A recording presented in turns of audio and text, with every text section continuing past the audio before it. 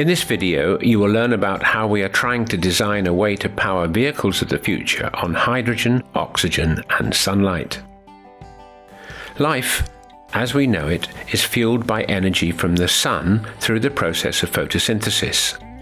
This releases oxygen into the atmosphere and forms biomass from the water and carbon dioxide which enters the leaves of plants.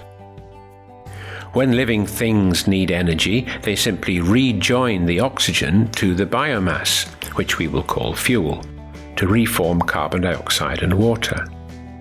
We can mimic this by using electricity to split water into hydrogen and oxygen. The oxygen is released into the atmosphere, but the hydrogen is stored as a fuel for motor vehicles. In order to obtain energy for the vehicle, we need to rejoin the hydrogen with oxygen, and this is done most efficiently in what is called a fuel cell.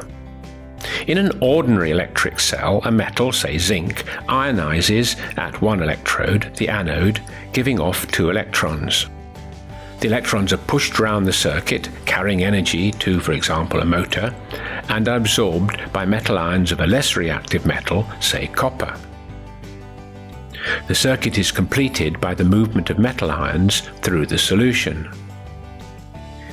In a fuel cell, the reactants are gases instead of metals. Hydrogen gives its electrons.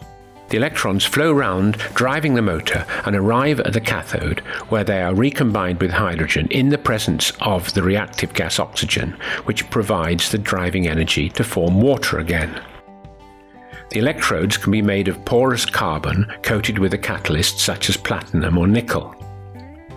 The advantage of combining a fuel and oxygen in a cell is that you can, in theory, convert most of the chemical energy to electricity, whereas burning them, as happens in the internal combustion engine of a car, has a maximum efficiency of about 50%, and in practice only about 25% of the chemical energy does useful work in driving the engine. The rest comes out as waste heat.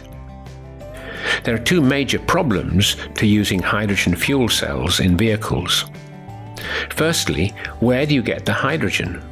Currently, most industrial hydrogen is derived from methane, and the carbon is rejected as carbon dioxide, thus adding to the greenhouse effect.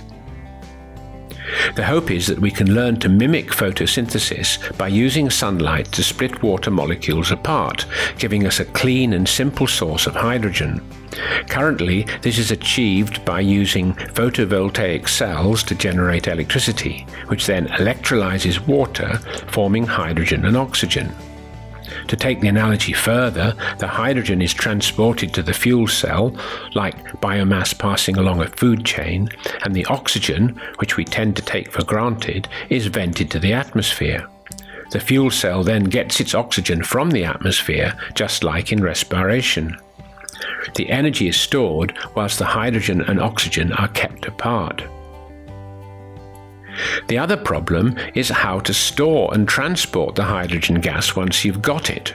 It's extremely difficult to liquefy and rather dangerous if kept as a gas under pressure, particularly if the vehicle crashes. Research is therefore focusing on hydrides, compounds of elements with hydrogen, which are solid or liquid at room temperature and which give out their hydrogen reversibly and without too much energy input. This allows hydrogen to be pumped in, reacting to form the hydride, and then, on the journey, the hydrogen is given off to be used in the fuel cell to drive the vehicle. For example, ammonia borane, a solid at room temperature with the same structure of ethane, gives up its hydrogen on heating. However, it will probably be more energy efficient to run the cars on batteries, which are charged from green electricity. So to summarize, fuel cells generate electricity from the reaction between a fuel and oxygen. Using them on vehicles means that we need to develop a way of storing hydrogen, which is difficult. So vehicles of the future are more likely to be powered by batteries.